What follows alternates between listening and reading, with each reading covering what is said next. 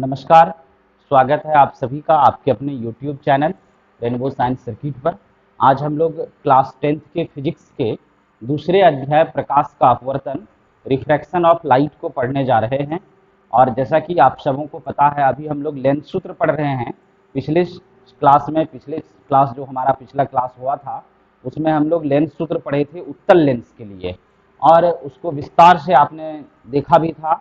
और मैंने आपको कहा था कि घर में 3 या 4 बार कम से कम प्रैक्टिस करने के लिए, तो जो लोग प्रैक्टिस कर लिए होंगे उम्मीद है कि उनको पूरी तरह से समझ में आ गया होगा।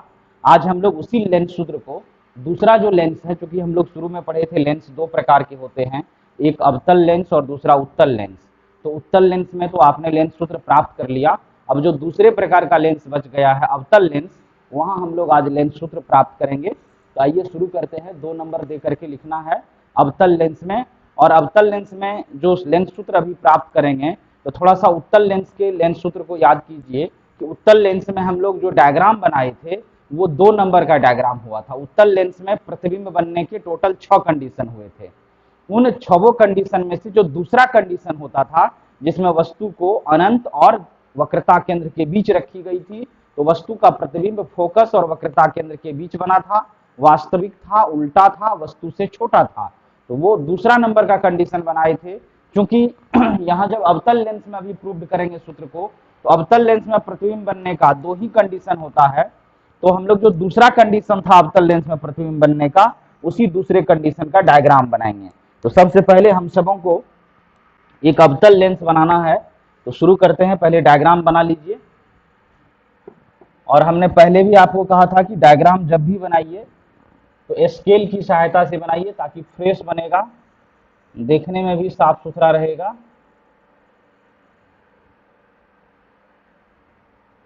अवतल लेंस में प्रतिबिंब बनने का जो दूसरा कंडीशन था उसको हम लोग बनाएंगे।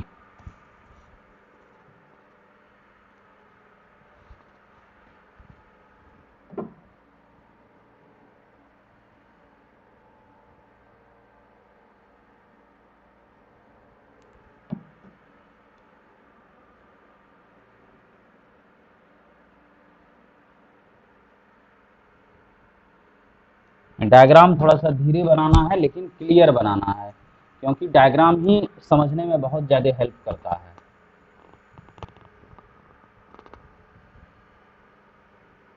अवतल लेंस में हम लोग पढ़े थे कि प्रतिबिंब बनने का 2 कंडीशन होता है। पहला कंडीशन में वस्तु अनंत पर होती है, और दूसरे कंडीशन में पढ़े थे वस्तु अनंत और प्रकाशीय केंद्र के बीच होती है। तो यह वही दूसरा कंडीशन है जिसमें वस्तु को अनंत और प्रकाशीय केंद्र के बीच रखा गया था। बीचों बीच एक प्रधान अक्ष खींच देंगे।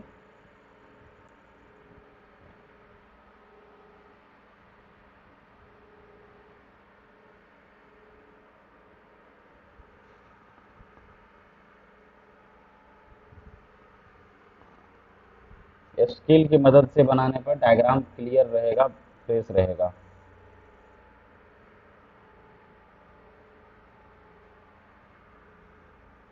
एक वस्तु ले लेते हैं।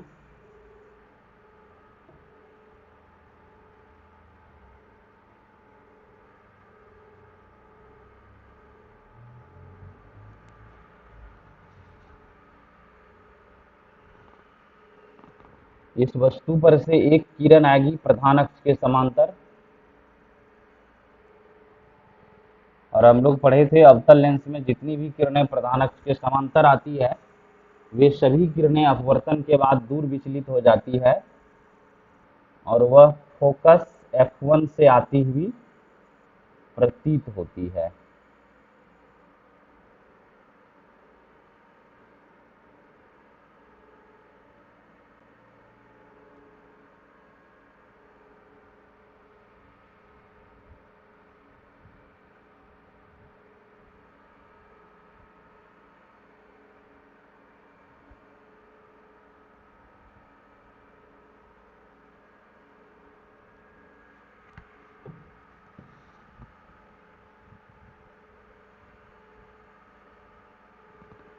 इस तरह से किरण दूर विचलित हो जाती है, लेकिन जब इस किरण को पीछे बढ़ाते हैं तो यह किरण फोकस F1 से आती हुई प्रतीत होती है। यहाँ फोकस F1 है। आप जानते हैं कि लेंस में दो फोकस होता है, दो वक्रता केंद्र भी होती है। अब दूसरी किरण हम लोग लेंस के प्रकाशीय केंद्र से गुजारेंगे जो बिना विचलित हुए सीधे निकल जाएगी।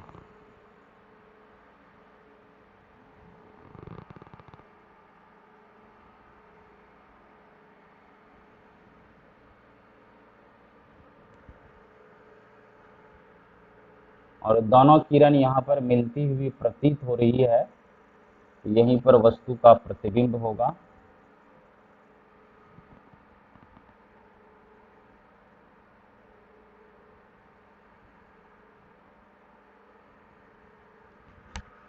बस हो गया।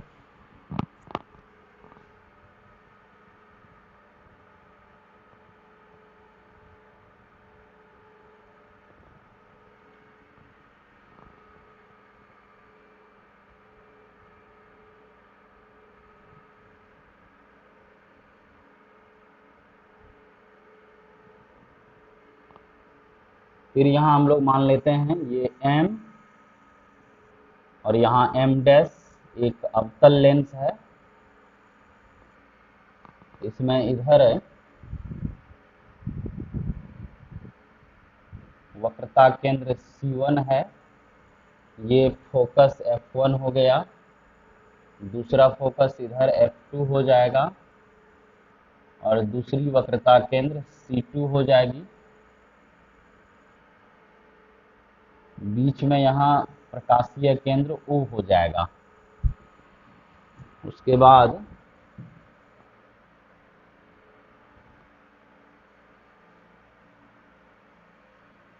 वस्तु को AB मान लेते हैं तो इसका प्रतिबिंब A डैश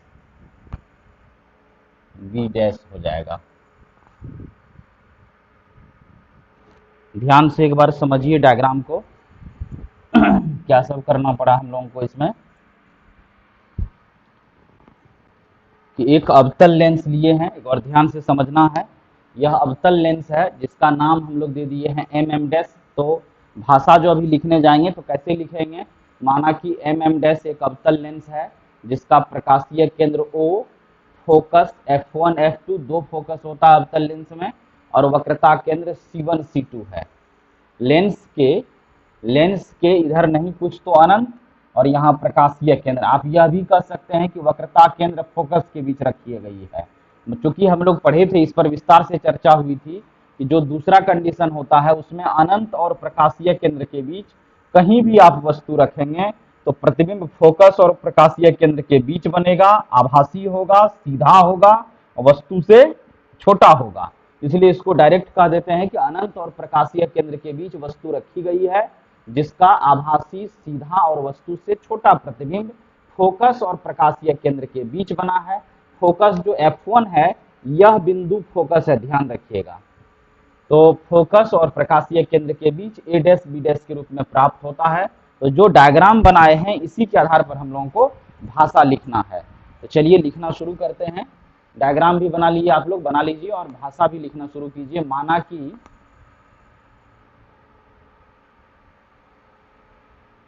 हमने पिछले क्लास में भी कहा था कि जो थ्योरम प्रूव करते होंगे आप लोग, थ्योरम प्राप्त करते होंगे गणित में प्रमेय, तो वहां भी चित्र बनाने के बाद कुछ भाषा लिखते हैं।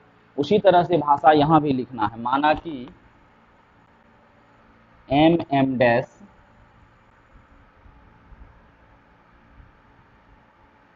एक अवतल लेंस है।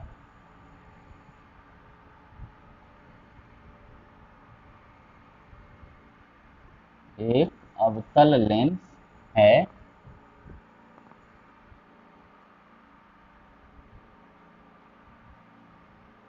जिसका प्रकाशीय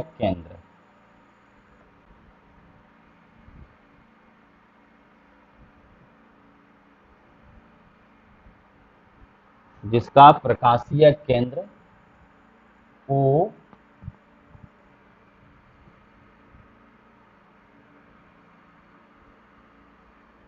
फोकस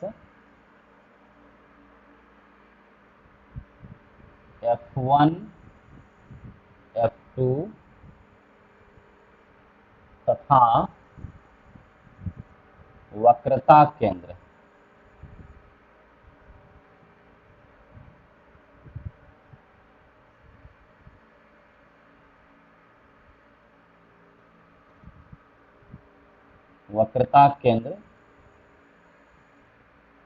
C1 C2 है। वक्रता केंद्र C1 C2 है। लेंस के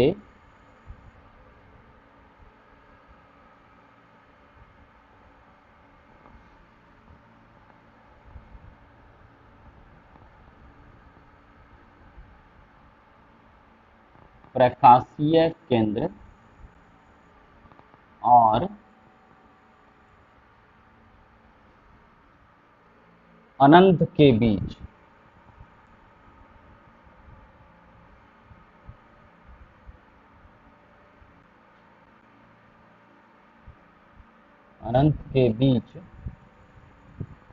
एक वस्तु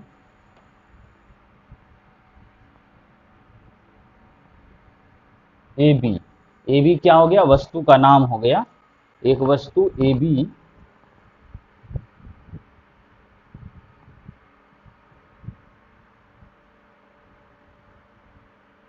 रखी गई है।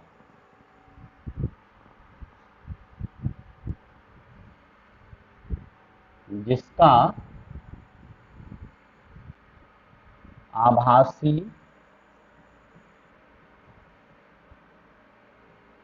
सीधा तथा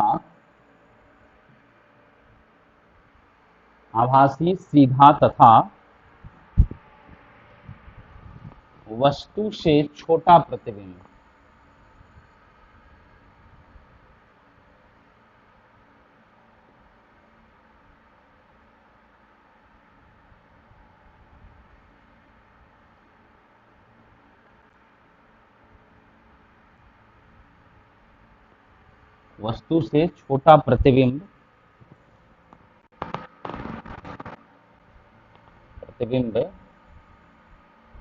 A डैश B डैश के रूप में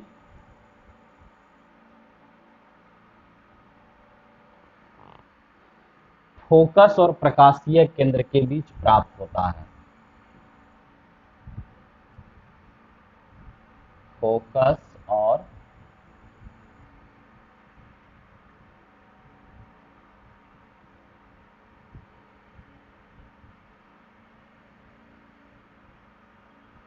प्रकाशीय केंद्र के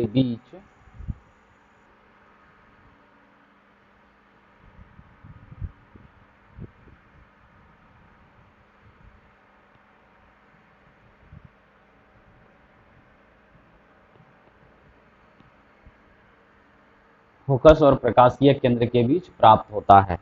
आइए एक बार फिर से हम लोग इस बात को दोहराते हैं कि एम डैश जो डायग्राम आपके पास बना हुआ है, देख रहे हैं सभी लोग कि एम डैश एक अवतल लेंस है। इसमें लेंस को पहचानने में शायद कोई दिक्कत नहीं होना चाहिए। तो एम डैश एक अवतल लेंस है जिसका प्रकाशीय केंद्र O है और फोकस F1 F2 है। दो फोकस है, पहले फोकस को F1 से सूचित करते हैं, दूसरे फोकस को F2 से सूचित करते हैं। पहले वक्रता केंद्र को C1 से, दूसरे वक्रता केंद्र को C2 से। इस तरह से जिसका प्रकाशीय केंद्र O, फोकस F1 F2 और वक्रता केंद्र C1 C2 है। अब वस्तु के बारे में जो बातें हैं, अगर वस्तु के स्थान पर आपको कंफ्यूजन हो, थोड़ी सी भी शंका हो, तो आप इसको दूसरे ढंग से भी लिख सकते हैं कि वस्तु को कहाँ रख दिए हैं? वक्रता केंद्र फोकस के बीच।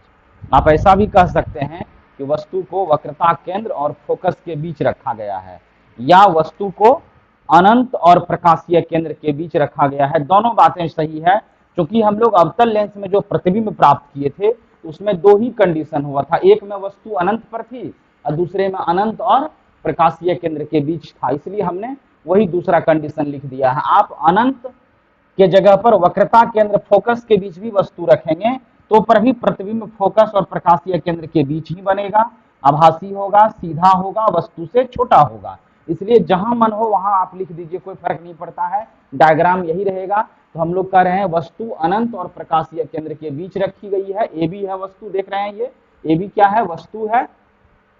अब वस्तु का प्रतिबिंब प्राप्त करने के लिए हम लोग पढ़े थे, परावर्तन चैप्टर में भी आपने पढ़ा था कि दो तरह से किरणों को गुजारा जाता है।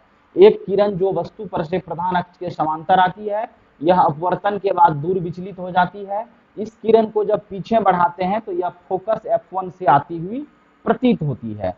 दूसरी किरण वस्तु पर से जा रही है प्रकाशीय केंद्र से होकर के, और हम लोग पढ़े थे जो लेंस का मूल बिंदु होता है प्रकाशीय केंद्र, ऑप्टिकल सेंटर, वहां से जाने वाली प्रकाश की किरणें बिना विचलित हुए सीधे निकल जाती है। इसलिए इस किरण में कोई विचलन नहीं हुआ, किसी भी तरफ ये मूर्ति नहीं है, यह सीधे निकल गई।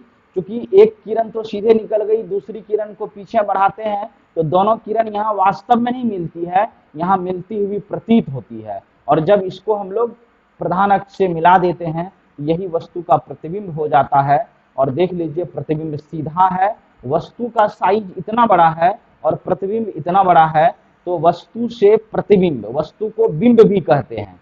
तो ये बिंब या वस्तु जो ऑब्जेक्ट है उससे जो हमारा प्रतिबिंब है, इमेज है, वह छोटा है। तो हम लोग कहेंगे कि वस्तु का प्रतिबिंब फोकस और प्रकाशीय केंद्र के बीच बनता है।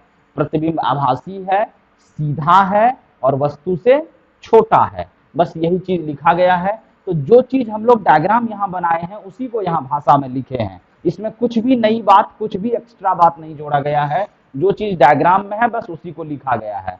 अब आइए शुरू करते हैं। सूत्र को प्राप्त करने के लिए जो प्रक्रियाएं थी, जिसको आपने उत्तर लेंस में पढ़ा भी था कि दो दो त्रिभुज का सेट लेना है और उस सेट को क्या करना, हम लोगों को समरूप करना है। तो आइए लेते हैं सबसे पहला त्रिभुज का जो सेट है हमारा BAO। देखिएगा डायग्राम पर हमेशा ध्यान रखिएगा, त्रिभुज BAO और त्रिभुज B'(A')O में, त्रिभुज B'(A')O में। ये बस बहुत महत्वपूर्ण चीज है कि पहले तो आप डायग्राम में यह देख लीजिए कि त्रिभुज है कहाँ। आइए यहाँ ध्यान दीजिएगा, BAO, यह एक बड़ा सा त्रिभुज है BAO, और छोटा त्रिभुज उसी में शामिल है, उसी में एक तरह से कहें उभयनिष्ठ है B'(A')O। देखिए ये छोटा त्रिभुज उसके अंदर है। अगर आपको समझने में कठिनाई हो रही है, मैं अलग से भी एक डायग्राम आपको दे सकता हूं। यहाँ पर आपका O हो गया, यहाँ पर आपका A है, यहाँ पर B है, इसको हम पूरी तरीके से मिला देते हैं। और इसी में देखिए यहाँ पर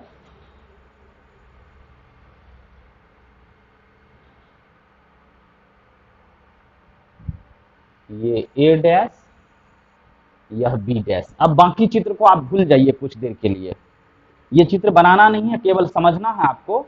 देखिए क्या है, त्रिभुज BAO। हमने उस दिन कहा था कि जब आप दर्पण के सामने खड़े होते हैं तो सीधा खड़ा होता है कोई भी आदमी।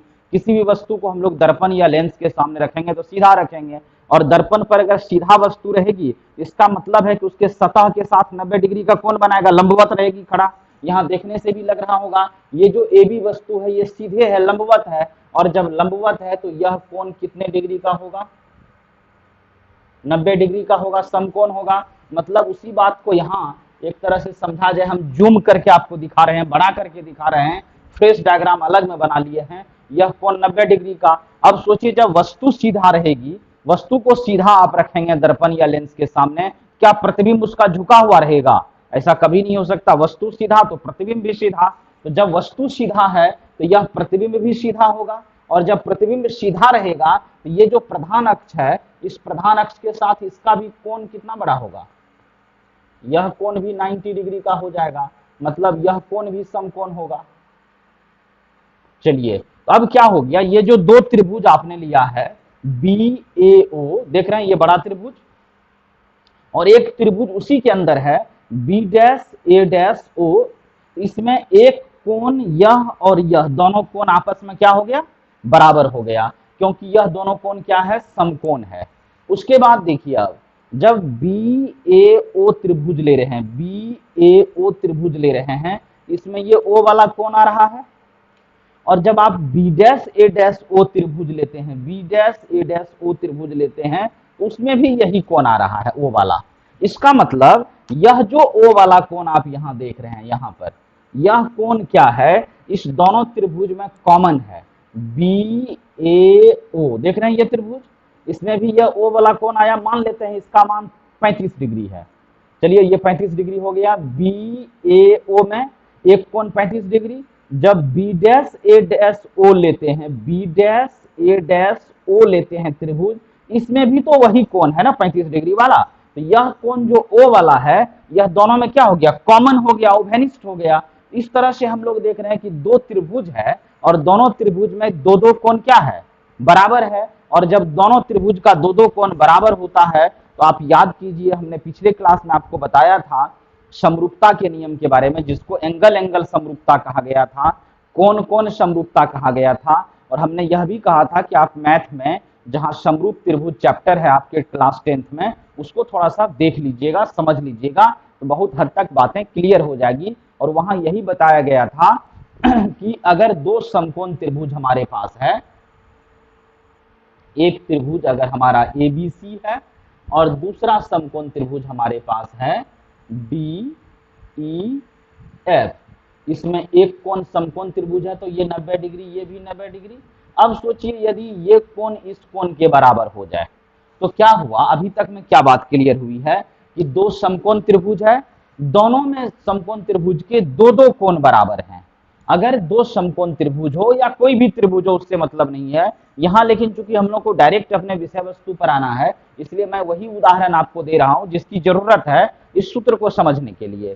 तो हम लोग मान लेते हैं कि दो समकोण त्रिभुज है और दोनों समकोण त्रिभुज में दो दो कोण आपस में बराबर हैं। तो जैसे दो दो कोण बराबर होगा तो ये दोनों त्रिभुज, मतलब त्रिभुज ए बी सी और ये जो त्रिभुज है आपका डी ई एफ, ये दोनों समरूप हो जाएगा। यह समरूप का चिन्ह है, आपने 9th में पढ़ा होगा, ये सर्वांगसम का चिन्ह होता था।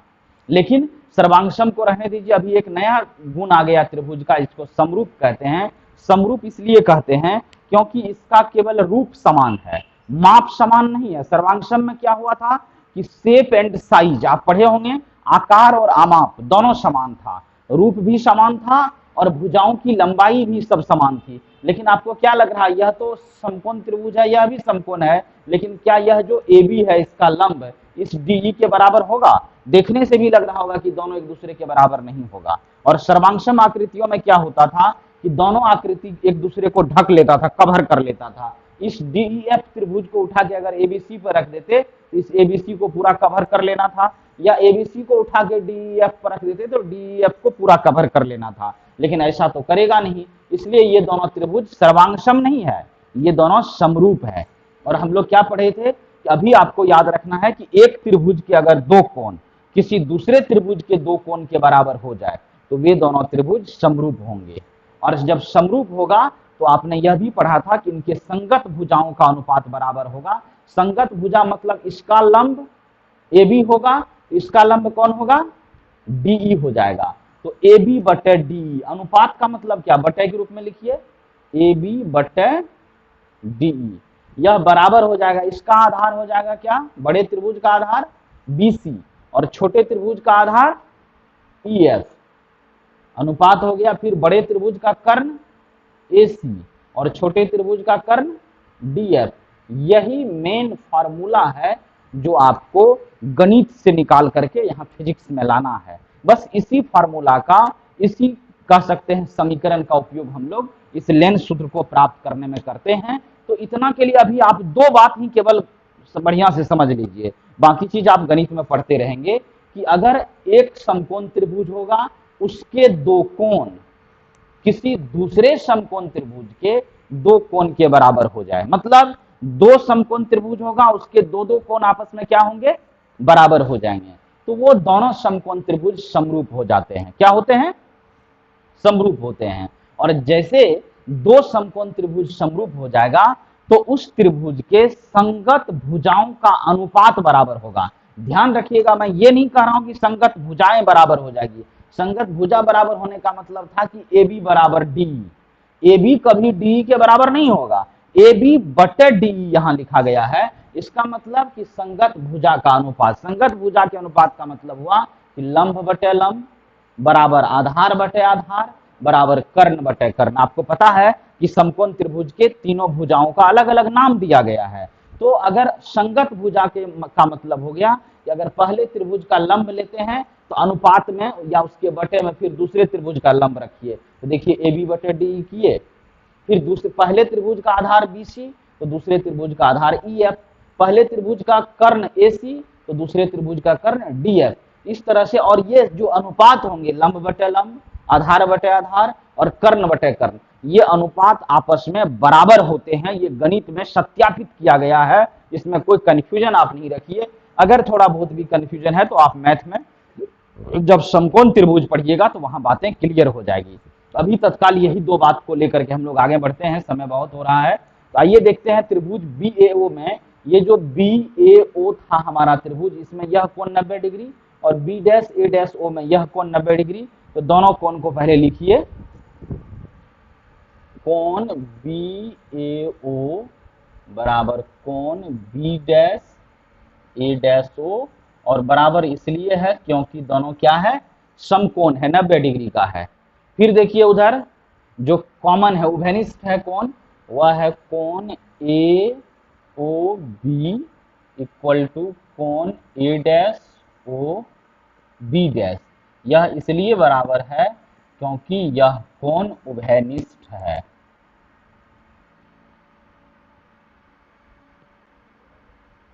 क्या है, यह कोण उभयनिष्ठ है।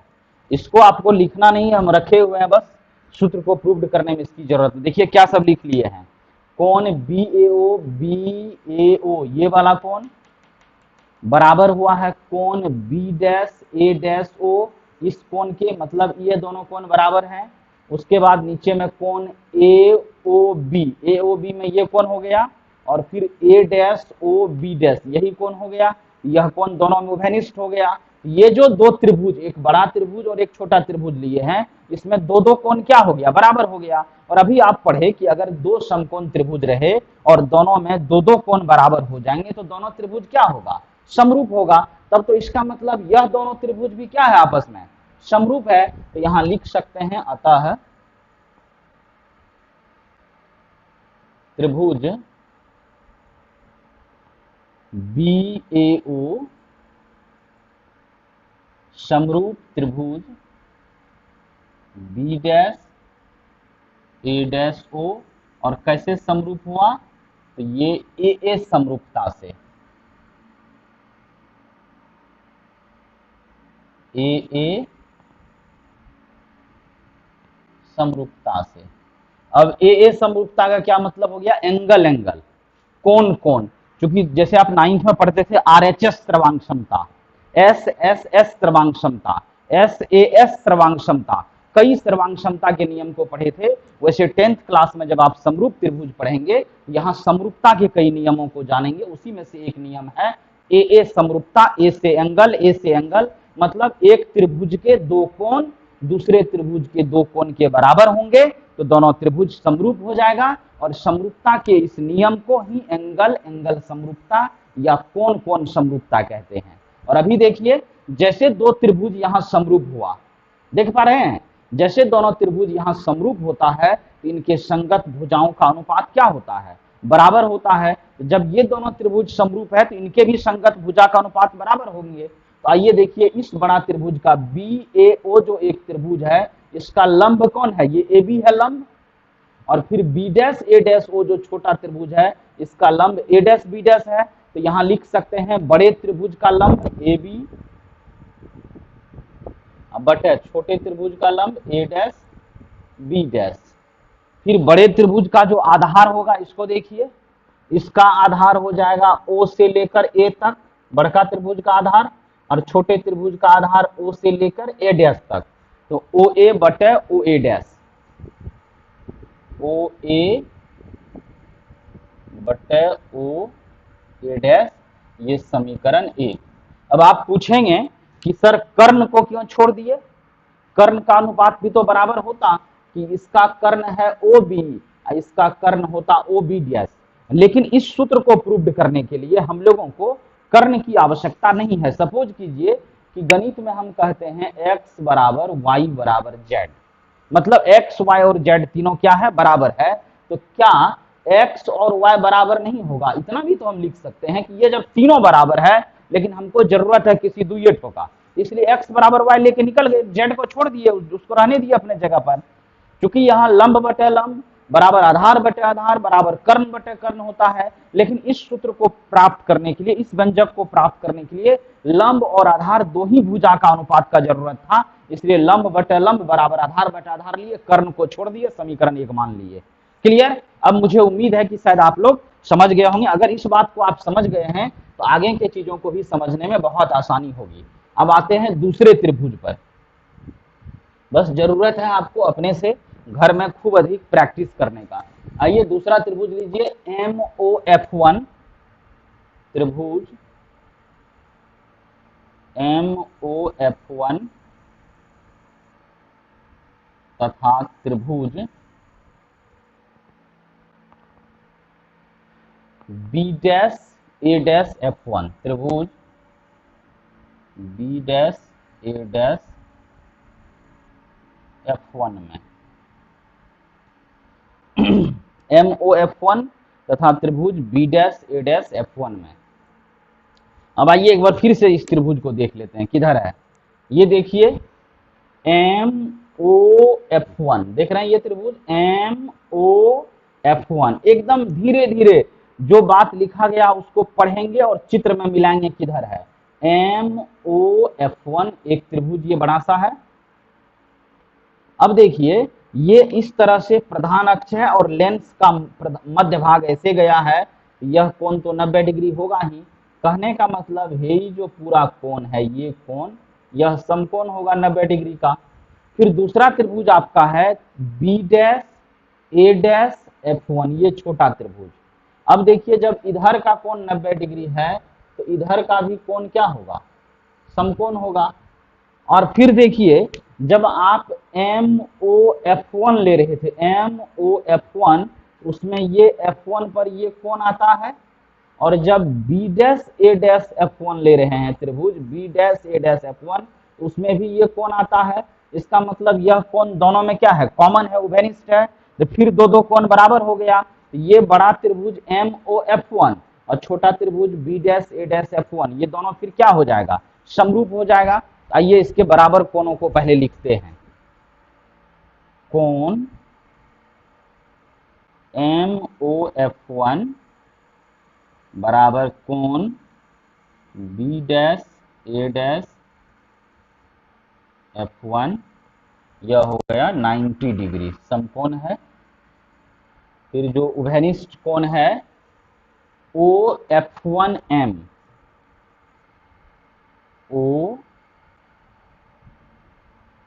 OF1M बराबर हो जाएगा A'(F1B'), कोण A'(F1B') क्यों बराबर हुआ है, क्योंकि ये दोनों त्रिभुज में उभयनिष्ठ है, कॉमन है। अब देखिए दो दो कोण बराबर हुआ तो त्रिभुज क्या होगा, समरूप होगा। तो लिख सकते हैं अतः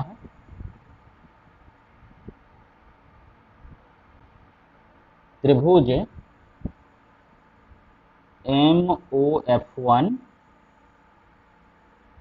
समरूप त्रिभुज B'(A')F1 कैसे समरूप हुआ, फिर वही एंगल एंगल समरूपता, कोण कोण समरूपता से ये दोनों त्रिभुज क्या हो गया, समरूप हो गया। अब देखिए जैसे समरूप होगा तो फिर संगत भुजाओं का अनुपात क्या होगा, बराबर हो जाएगा।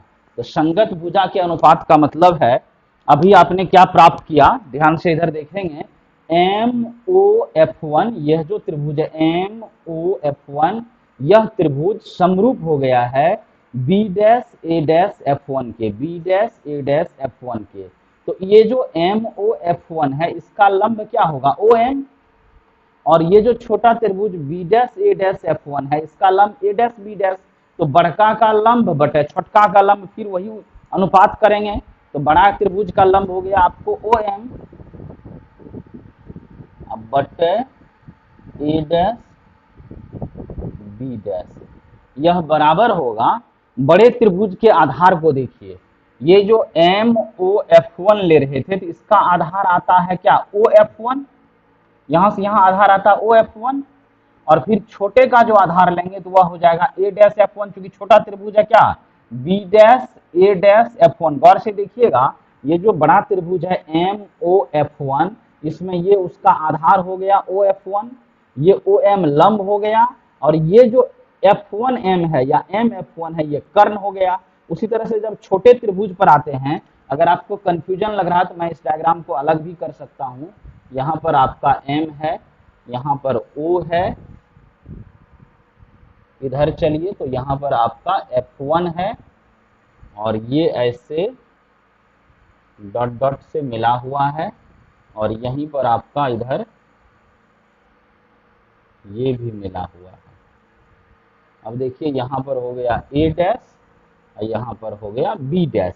उसी चित्र को बाहर निकाल दिए हैं ताकि समझने में सुविधा हो। आपने क्या किया था अभी प्रूफ में कि ये त्रिभुज जो बड़ा त्रिभुज था उसका यह कोण और छोटा त्रिभुज का यह कोण 90 डिग्री, 90 डिग्री का। फिर से एक बार देखिए त्रिभुज एम ओ एफ वन, यहाँ देख रहे हैं ये बड़ा त्रिभुज, इसका यह कोण 90 डिग्री, बी डैश ए डैश एफ वन, ये छोटा त्रिभुज का यह कोण 90 डिग्री। जब एम ओ एफ वन ले रहे हैं उसमें यह कोण एफ वन आ रहा है, और जब बी डैश ए डैश एफ वन ले रहे हैं त्रिभुज उसमें भी यह कोण आ रहा है। तो यह कोण दोनों में कॉमन हो गया और एक एक कोण समकोण हो गया। तो ये बड़ा त्रिभुज और ये छोटा त्रिभुज दोनों समरूप हो जाएगा। जैसे समरूप होगा तो संगत भुजाओं का अनुपात क्या होगा, बराबर होगा। तो ये देखिए जो बड़ा त्रिभुज है इसका ये लंब हो गया ओ एम, ये एफ वन ओ जो है आधार हो गया, ये एम एफ वन कर्ण हो गया। फिर इस छोटका त्रिभुज में आएंगे तो ए डैश एफ वन इसका आधार हो जाएगा, ए डैश बी डैश इसका लंब हो जाएगा, और बी डैश एफ वन इसका कर्ण हो जाएगा।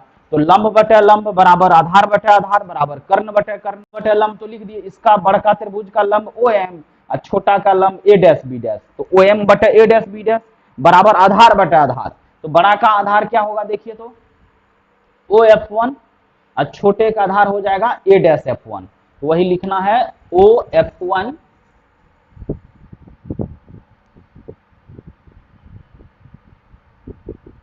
बटे A dash F one, A dash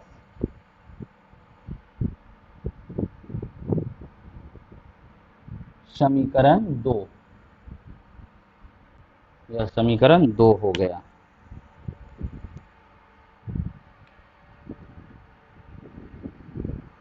अब आगे बढ़ते हैं। देखिए समीकरण 1 और 2 तो निकल गया। अब आइए फिर वही बात दोहराते हैं जो पिछले सूत्र को प्राप्त करने में हम लोगों ने किया था कि दो रेखाएं समांतर होती है। मान लेते हैं दो रेखा है और दोनों एक दूसरे के समांतर है, तो इन समांतर रेखाओं के बीच जितने भी लंब खींचेंगे आप, ये लंब की जो दूरी होती है ये सभी दूरियां आपस में बराबर होगी। हम लोगों के घर में वो बांस वाली सीढ़ी बनती है, और बांस वाला सीढ़ी का जो बीच का बल्ला रहता है जिस पर पांव रख करके हम लोग ऊपर चढ़ते हैं, तो आप देखे होंगे बांस का जो सीढ़ी होता है तो दोनों बल्ला जो होता है, बांस का जो मेन बांस दोनों तरफ से लगा रहता है, वो दोनों बांस एक दूसरे के समांतर रहता है। और फिर उसके बीच का जो बल्ला है जिस पर पांव रख रख के हम लोग ऊपर चढ़ते हैं, वो सब बल्ले की लंबाई समान होनी चाहिए, तभी सीढ़ी बनेगा, नहीं तो फिर सीढ़ी बनेगा ही नहीं।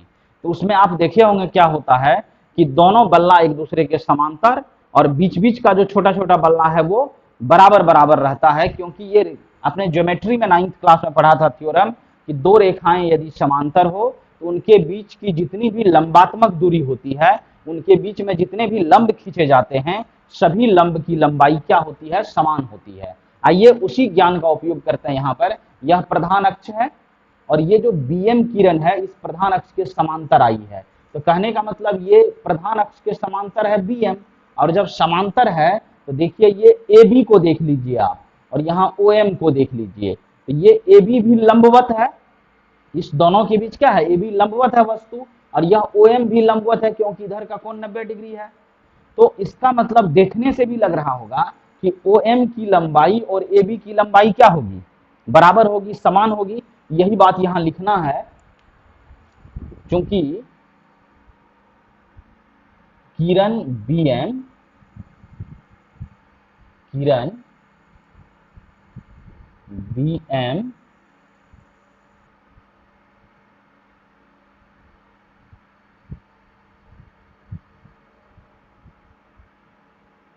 प्रधान अक्ष के समांतर है। किरण बी एम क्या है, प्रधान अक्ष के समांतर है, और ए बी तथा ओ एम उनके बीच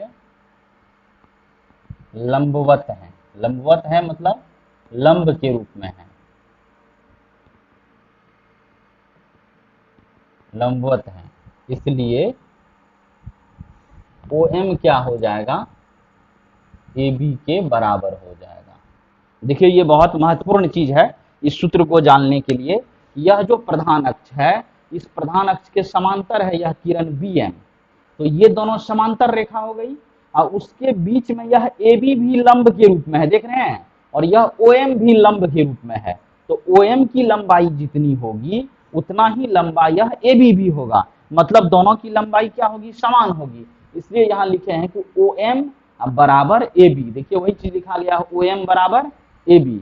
अब नीचे लिखेंगे समीकरण 2 में, समीकरण 2 में ओ एम का मान रखने पर, समीकरण 2 में ओ एम का मान रखने पर, समीकरण 2 देखिए यहां आपके पास है, इसमें ओ एम है, ओ एम के जगह क्या दे देंगे, ए बी दे देंगे, बाकी सब चीज को हूबहू उतार लेंगे। ये जो समीकरण 2 है इसमें जहां ओ एम है तो ओ एम के जगह पर ए बी रख दीजिए, बाकी सबको उतारिए। देखिए यहाँ एल एच एस में ऊपर में ओ एम है, तो वहां पर हम क्या दे देंगे, अब ए बी दे देते हैं, बटे, बटे में क्या है, ए डैश बी डैश बराबर इधर है ओ एफ वन, अब बटे ए डैश एफ वन, इसको समीकरण 3 मान लेते हैं। अब देखिए हम लोग बस आगे बढ़ रहे हैं। क्या किए अभी कि ओ एम जो ए बी के बराबर हुआ, तो समीकरण 2 में जो ओ एम था तो इस ओ एम के जगह पर ए बी दे दिए, बटे में ए डैश बी डैश है तो सेम रख दिए ए डैश बी डैश, इधर ओ एफ वन वह भी सेम है, इधर ए डैश एफ वन वह भी सेम है। गौर से एक बार फिर से देख लीजिए सभी लोग, ये जो समीकरण 2 है आपका, समीकरण 2 में ओ एम बटे ए डैश बी डैश था, इस चूंकि ओ एम हमारा हो गया है ए बी के बराबर, इसलिए इस ओ एम के जगह पर ए बी रखें। देखिए ओ एम के जगह पर कौन आया, ए बी, बटे में ए डैश बी डैश था सेम उतार दिए, बराबर दिए, यहाँ भी बराबर, ओ एफ वन बटे A dash F one, O F one बटे A dash F one same हो गया। तो अब हम लोगों को क्या प्राप्त हो गया, समीकरण 3। अब आगे बढ़ते हैं, लिखिए समीकरण 1 तथा 3 से, समीकरण 1 तथा 3 से। अब गौर से देखिए समीकरण 1 को और 3 को ध्यान से देखिएगा सभी लोग। समीकरण 1 देखिए, इसका एलएचएस है ए बी बटे ए डैश बी डैश, देख रहे हैं ए बी बटे ए डैश बी डैश, और इसको देखिए ए बी बटे ए डैश बी डैश। क्या देख पा रहे हैं कि 1 और 3 का एलएचएस बराबर है ए बी बटे ए डैश बी डैश, यहाँ भी ए बी बटे ए डैश बी डैश, तो दोनों का एलएचएस बायां भाग क्या है, समान है, बराबर है। तो गणित कहता है कि जब दो समीकरण हो और उसको उसके एक बगल के पक्ष बराबर होते हैं तो दूसरा पक्ष स्वतः बराबर हो जाएगा। ये ओ ए बटे ओ ए डैश बराबर हो जाएगा ओ एफ वन बटे ए डैश एफ वन। आइए क्या होगा, इसका आरएचएस ओ ए बटे ओ ए डैश बराबर होगा इसके आरएचएस का। तो ओ एफ वन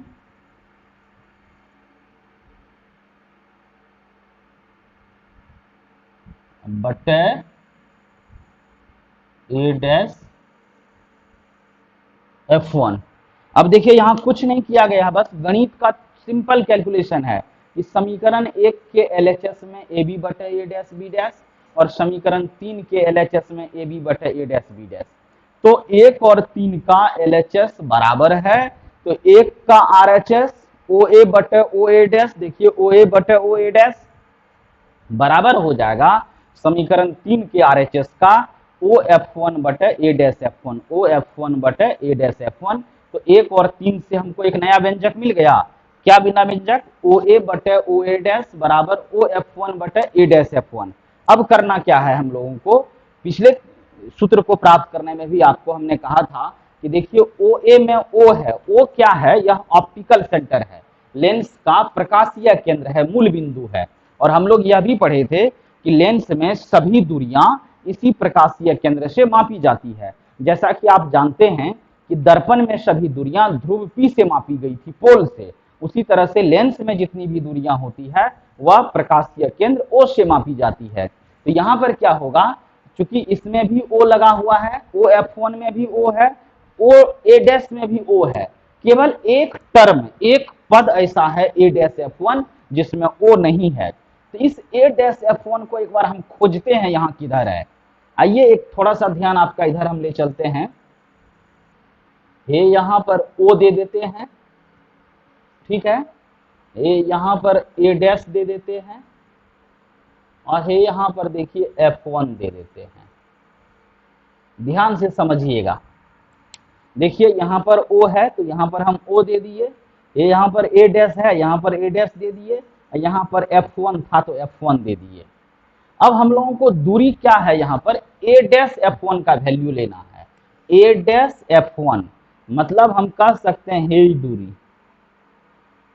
इतना दूर का मान ज्ञात करना है ए डैश F1 का। लेकिन शर्त है कि इस O के साथ मान ज्ञात करेंगे, O के सापेक्ष मान ज्ञात करेंगे, क्योंकि लेंस में कोई भी दूरियां प्रकाशीय केंद्र O से मापी जाती है। अब थोड़ा सा देखिए तो O से पहले डायरेक्ट नाप लेंगे इसको F1 को, तो कह देंगे O F1। इस O F1 में से अगर ये दूरी को हटा दें, माइनस कर दें ओ ए डैश को, ओ ए डैश को, तो ये ए डैश F1 नहीं बच जाएगा। अब थोड़ा देर के लिए सोचिए कि ये दूरी टोटल है 8 सेंटीमीटर, कितना है 8 सेंटीमीटर, और ये जो दूरी है यह आपको हो जाता है 5 सेंटीमीटर, कितना होता है। अब आप बता सकते हैं ए डैश F1 का मान कितना होगा, जब ये पूरी दूरी 8 सेंटीमीटर और उसमें से एक टुकड़ा 5 सेंटीमीटर का, इस टुकड़ा का मान निकाल सकते हैं, पूरा में से इस टुकड़ा को घटा देंगे तो O से F1 की जो दूरी होगी यह हो जाएगा कितना 8, माइनस O से जो ए डैश होगा यह हो जाएगा कितना 5। तो 8 में से 5 घटाइए 3, इसका मतलब इस टुकड़े की लंबाई कितनी हो जाएगी 3 सेंटीमीटर। तो यहां हम इसलिए इस पर जा रहे हैं, यह काम इसलिए ऐसा कर रहे हैं क्योंकि सभी दूरियां आपको प्रकाशीय केंद्र O के तुलना में निकालना, O के सापेक्ष में निकालना है। और हमारे पास दूरी क्या है ए डैश F1 है, तो इस ए डैश F1 का मान निकालने के लिए क्या करेंगे, ये O F1 ले लेंगे पहले पूरी लंबाई O F1, क्योंकि प्रकाशीय केंद्र से ही दूरी निकालना है, तो O F1 इसमें से घटा देंगे O A डैश। इसमें आपको ये आप कहेंगे सर इतना क्यों कर रहे हैं, इतना इसलिए कर रहे हैं कि लेंस का मूल बिंदु प्रकाशीय केंद्र होता है, O होता है, और लेंस में सभी दूरियां उसी प्रकाशीय केंद्र से मापी जाती है, इसलिए हमको प्रकाशीय केंद्र पर ही आना पड़ रहा है। O से F1 पर गए और उसमें से घटा दिए O A डैश, जैसे माइनस करेंगे ये A डैश F1 निकल जाएगा। तो आइए ये जो A डैश F1 है तब तो इसको हम कह सकते हैं O F1 minus O A dash, O F1 और उसमें से घटा देंगे O A डैश, तो इसका मान निकल जाएगा A डैश F1 का। बस एक लाइन इसको और आगे बढ़ाएंगे, या O A by O A dash बराबर O F one by A dash, sorry A dash F one नहीं, अब तो ये जो ए डैश एफ वन था इसके जगह पर हम लोग लिख रहे हैं ओ एफ वन माइनस ओ ए डैश। अब अगर कुछ लोगों के मन में ये प्रश्न आ रहा होगा कि ए डैश एफ वन को आप कैसे लिख सकते हैं ओ एफ वन माइनस ओ ए डैश, तो आप इसको ऐसे समझिए कि अगर किसी दुकानदार को हमको 4 रुपया देना है तो क्या ऐसा नहीं हो सकता है कि हम 10 रुपये का नोट दे दें पहले दुकानदार को 10 रुपये का नोट दे दिए, दुकानदार हमें 6 रुपया वापस कर दिया रिटर्न, तो आपने दुकानदार को कितना दिया, 4 रुपया दिया। तो बड़े चीज में से छोटे को घटा करके भी दूसरे पार्ट का मान ज्ञात कर सकते हैं, क्योंकि 4 रुपये का कोई नोट या सिक्का आता नहीं है। आप कहेंगे सर 1-1 रुपया का 4 सिक्का दे देगा या 2-2 रुपये का 2 सिक्का दे देगा, लेकिन हमारे पास नहीं, हमारे पास केवल 10 रुपये का एक नोट है। और सोचिए हमें दुकानदार को किसी सामान के बदले में, जो सामान आपने खरीदी है उसके बदले में 4 रुपया चुकाना है, तो आप क्या करेंगे, 10 रुपये का नोट दे देंगे दुकानदार को, दुकानदार उसके बदले में आपको 6 रुपया वापस कर देगा, तो उस 10 में से 6 को घटा देंगे, गणित तो यही कहता है। तो दुकानदार के पास कितना बच गया, 4 रुपया रह गया, दुकानदार का भी काम हो गया, हमारा भी काम हो गया। क्योंकि यहाँ दूरी को मापना था ओ के सापेक्ष, प्रकाशीय केंद्र के सापेक्ष। देखिए इसमें पहले से ओ, इसमें भी पहले से ओ, इसमें भी पहले से ओ, लेकिन ए डैश एफ वन में ओ नहीं था, इसलिए इस ए डैश एफ वन का जो मान है, वैल्यू है, उसको ओ के सापेक्ष लेके गए हैं।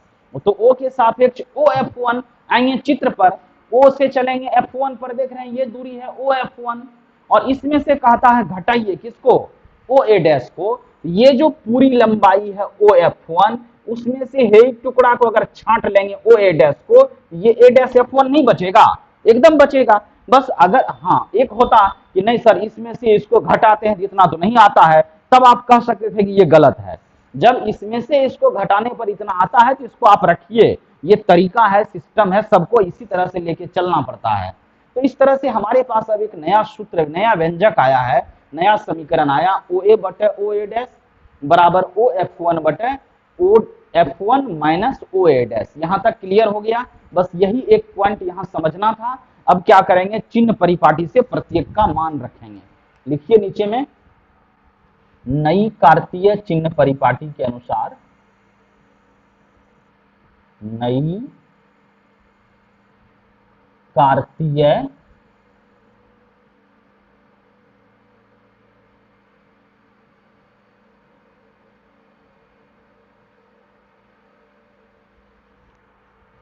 चिन्ह परिपाटी के अनुसार, देखने में अगर थोड़ी बहुत असुविधा हो, चूंकि वो लंबा है यह सूत्र, तो आप सुन सुन करके भी लिख सकते हैं। नई कार्तीय चिन्ह परिपाटी के अनुसार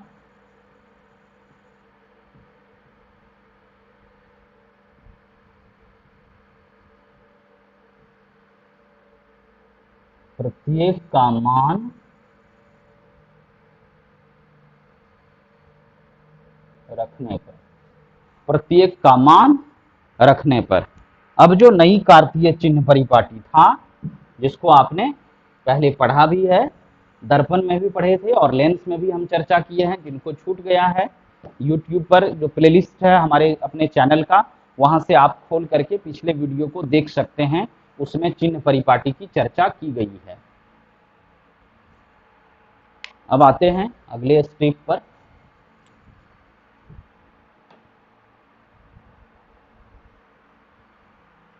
अब चिन्ह परिपाटी को थोड़ा सा गौर से समझेंगे, सभी लोग ध्यान से देखेंगे। सबसे पहले देखिए यहाँ क्या है, ओ ए है। ओ ए क्या है इसको देख लीजिए, बस एक लाइन देखना है। यहाँ ओ हो गया प्रकाशीय केंद्र, ए हो गया वस्तु।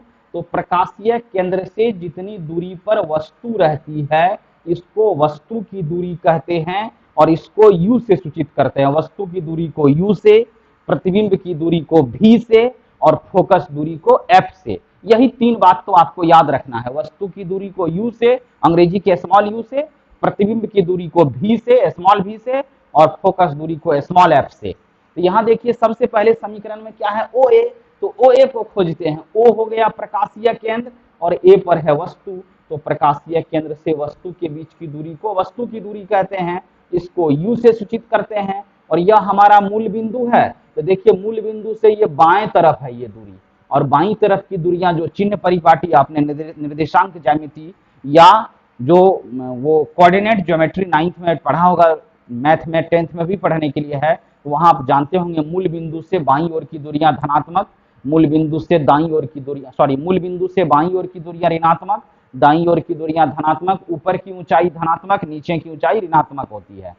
बस उसी चिन्ह परिपाटी का यहाँ उपयोग करेंगे, क्योंकि OA जो है यह वस्तु की दूरी है और मूल बिंदु से बाईं तरफ है तो ऋणात्मक होगा, तो इस OA के जगह पर यहाँ लिख रहे हैं -u बट क्या है OA डैश। देखिए O प्रकाशीय केंद्र, A डैश पर तो ये प्रतिबिंब है ना, तो प्रकाशीय केंद्र से जितनी दूरी पर प्रतिबिंब होता है उसको प्रतिबिंब की दूरी कहते हैं, और प्रतिबिंब की दूरी को v से सूचित करते हैं। और देखिए यह दूरी भी बाएं तरफ है, OA डैश भी इस मूल बिंदु से बाएं तरफ है, तो यह भी हो जाएगा -v बराबर, इधर फिर क्या है OF1, देख लीजिए OF1, O हो गया प्रकाशीय केंद्र, F1 हो गया फोकस, तो प्रकाशीय केंद्र से फोकस के बीच की दूरी को फोकस दूरी या फोकसांतर या नाभ्यांतर कहते हैं। और O से F1 बाएं तरफ है, वैसे भी आप पीछे पढ़े हैं कि अवतल लेंस की फोकस दूरी ऋणात्मक होती है, तो ये जो OF1 है यह फोकस दूरी है, और ये -f हो जाएगा, छोटा f हो जाएगा, क्योंकि फोकस दूरी को स्मॉल f से सूचित करते हैं। नीचे में देखिए फिर क्या आया OF1, फिर वही OF1 है, O हो गया प्रकाशीय केंद्र, F1 पर फोकस, तो प्रकाशीय केंद्र से फोकस के बीच की दूरी को फिर फोकस दूरी कहेंगे, बाएं तरफ है तो -f हो जाएगा, तो यहाँ भी -f।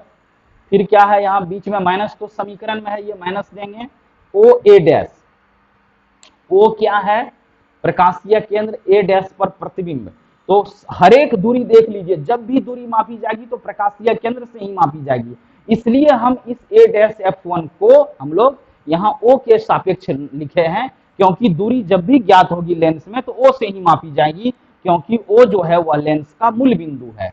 तो OA डैश, O हो गया प्रकाशीय केंद्र, A डैश पर क्या है आपका प्रतिबिंब, तो प्रकाशीय केंद्र से प्रतिबिंब के बीच की दूरी को प्रतिबिंब की दूरी कहते हैं, बाएं तरफ है तो -v, आप कहेंगे यहाँ माइनस पहले से था, तो यह माइनस समीकरण का है, अब एक माइनस चिन्ह परिपाटी से आएगा -v। अब इसको देखिए ये माइनस माइनस कैंसिल हो जाएगा, यहाँ आप लिख सकते हैं u बटे v बराबर -f बटे फिर -f, और ये माइनस माइनस क्या हो जाएगा +v। अब देखिए इसको हम क्रॉस मल्टीप्लिकेशन कर लेते हैं, जब क्रॉस मल्टीप्लिकेशन करते हैं तो क्या होगा, u को -f से कीजिएगा आप गुना, तो -uf, फिर u को फिर क्या करना है, इस u को -f से गुना किया -uf, u को v से करेंगे तो +uv हो गया, और इस v को -f से कीजिएगा तो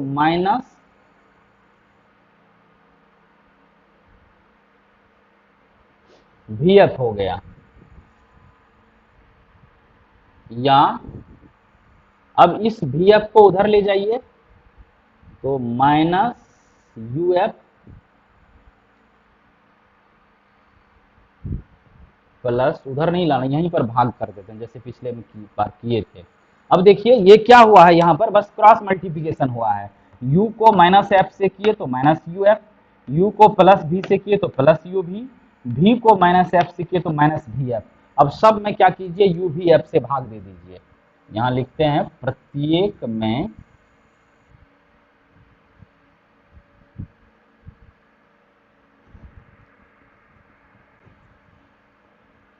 uvf से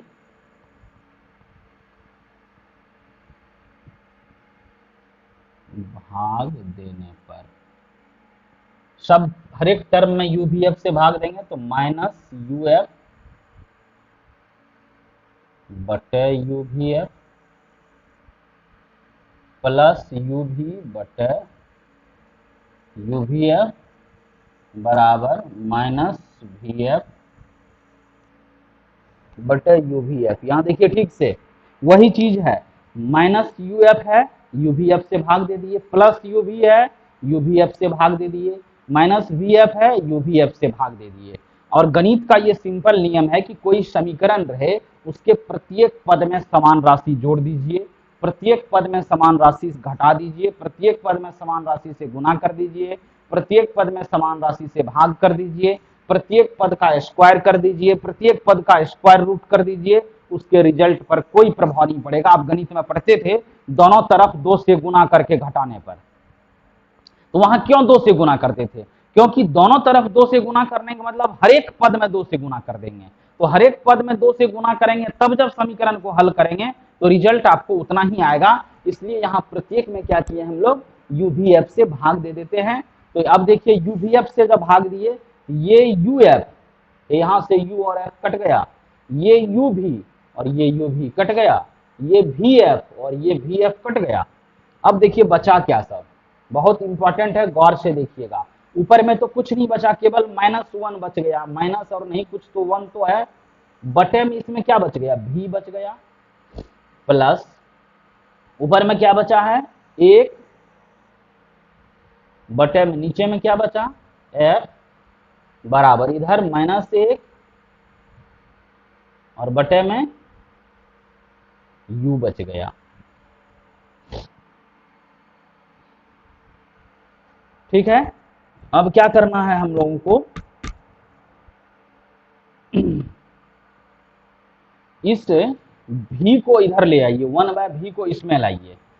चलिए देख लीजिए, यहाँ जब 1/v RHS में आएगा तो इधर तो LHS में केवल 1/f बचेगा, यहाँ बच रहा है आपको 1/f बराबर, इधर देखिए ये 1/v में माइनस लगा हुआ है, RHS में आएगा तो क्या होगा, ये प्लस हो जाएगा 1/v। हाँ, ई तो पहले से माइनस में है 1/u। अब देखिए क्या प्राप्त हुआ है, 1/f बराबर 1/v या -1/u। अब गणित कहता है कि कोई समीकरण आपके पास है, उसका जो RHS है दायां भाग है उसको कंप्लीट उठा के LHS में रख दीजिए, और जो LHS है उसको कंप्लीट उठा के RHS में रख दीजिए, तो चिन्ह पर कोई असर नहीं पड़ेगा। पूरा RHS LHS में दे दीजिए, पूरा LHS को RHS में दे दीजिए। हाँ, किसी एक को चेंज कीजिएगा तब तो चिन्ह बदलेगा, लेकिन पूरे को बदल देंगे तो चिन्ह में कोई असर नहीं पड़ेगा। ये जो LHS है इसको, सॉरी जो RHS है उसको LHS में ले जाते हैं, ये पूरा टर्म जब इधर आएगा तो क्या हो जाएगा देख लीजिए, 1/v माइनस 1/u, इधर क्या हो जाएगा 1/f। गौर से देखिएगा, ये जो 1/v माइनस 1/u था RHS में, इसको हम LHS में ले गए, ये 1/f जो LHS में था उसको RHS में कर दिए। इस तरह से हम लोग लेंस सूत्र को प्राप्त कर लिए। यही सूत्र होता है लेंस सूत्र, जैसा कि आपने इससे पहले उत्तल लेंस में भी प्राप्त किया था। यही हमारा लेंस सूत्र है। मुझे उम्मीद है अगर आप लोग पहले वाले सूत्र को भी पढ़े होंगे और आज भी जो लोग ध्यान से समझे होंगे, तो थोड़ा सा लंबा है, परेशानी लग रही होगी, लेकिन आप अपने घर में स्टेप बाय स्टेप पढ़िएगा, ध्यान से समझिएगा। जहां दिक्कत होगा चित्र को देखकर ही आप आगे बढ़िएगा, चित्र देखना है तब आगे बढ़ना है, थोड़ा सा कैलकुलेशन ध्यान से करना है।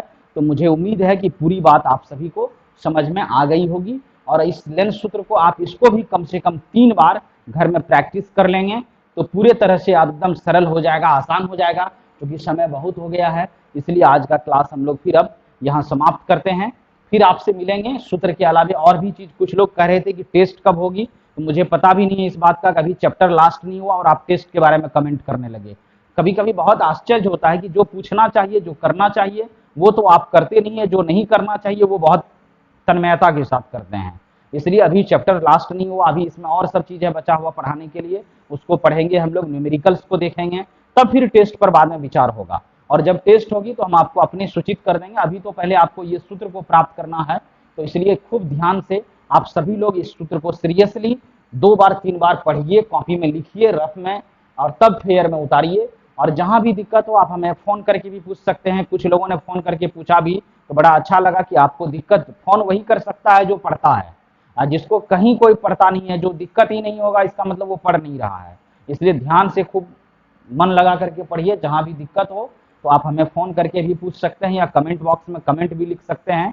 तो इसी के साथ आज का क्लास समाप्त करेंगे। अगर आपको वीडियो पसंद आई होगी तो कृपया लाइक करेंगे, अपने दोस्तों के बीच भी शेयर करेंगे, उनको बताएंगे इस चैनल के बारे में। एक चैनल है जहां इतने विस्तृत रूप में, इतने विस्तार से विज्ञान की पढ़ाई हो रही है, तो उन्हें भी सूचित कीजिए, उन्हें भी बताइए चैनल के बारे में, ताकि अधिक से अधिक लोग चैनल से जुड़ करके लाभ प्राप्त कर सके।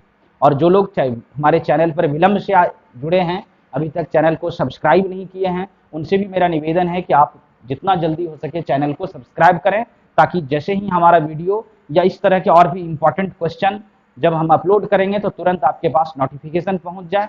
बस इसी के साथ अब हम आपसे विदा लेते हैं। धन्यवाद। जय हिंद।